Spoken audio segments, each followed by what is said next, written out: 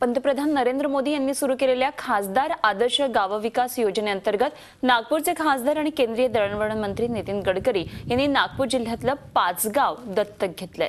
देशातल्या सर्वच खासदारांनी किमान एक गाव दत्तक घ्यावा आणि त्याचा आदर्श विकास करावा अशी सूचना दिली होती आणि त्याप्रमाणे नागपूर जिल्ह्याच्या उमरेड तालुक्यातल्या 5 गाव गडकरी यांनी दत्तक घेतलंय। नागपूर संपूर्ण शहरी मतदारसंघ असल्याने जिल्ह्यातल्या रामटेक लोकसभा मतदारसंघातलं एक गाव त्यांनी दत्तक घेतलंय आणि आता या गावाचा कायापालट होणार असा विश्वास गावकऱ्यांना वाटतोय। या गावातील समस्या म्हणजे गटर लाईन आहे नाही, इथे बसचा प्रॉब्लेम आहे। बसची म्हणजे गावामध्ये आले पाहिजे, त्यांची उपलब्ध झाली पाहिजे।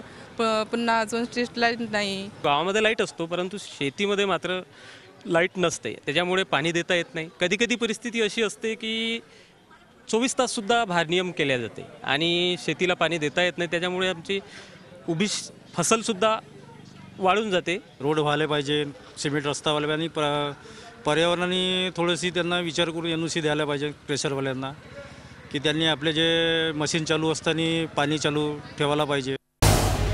झी 24 तास रहा एक पाऊल पुढे।